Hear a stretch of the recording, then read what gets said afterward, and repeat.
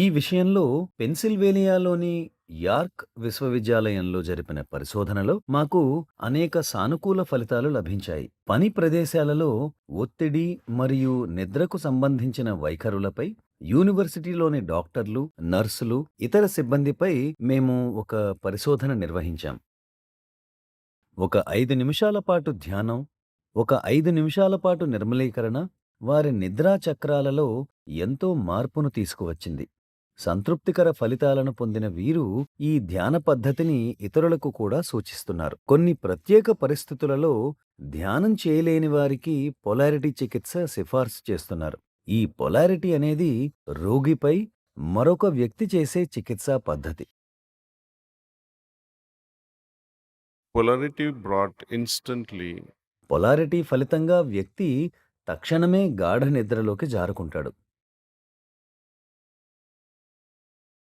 కొన్ని సందర్భాలలో అయితే కొందరు రోగులకు ఉపయోగించే మందులు కూడా పూర్తిగా నిలిపివేయబడ్డాయి. So I would highly recommend.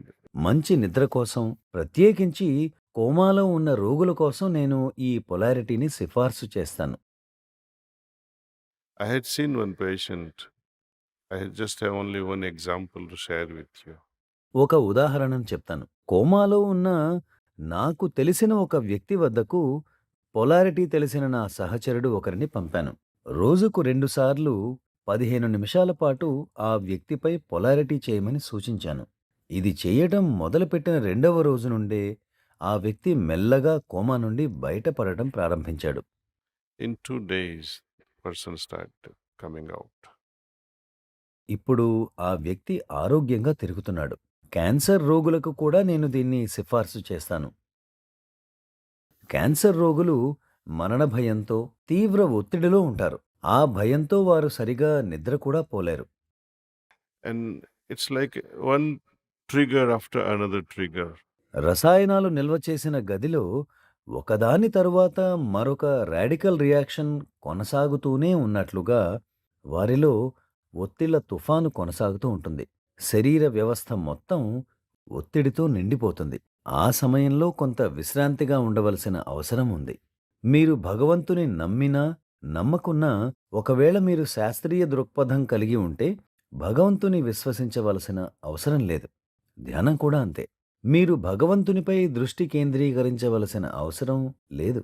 అయినా ఆ సత్యతత్వం గురించిన ఎరుక లేకుండా మీరు ఆయనపై ఎలా దృష్టిని నిలపగలుగుతారు?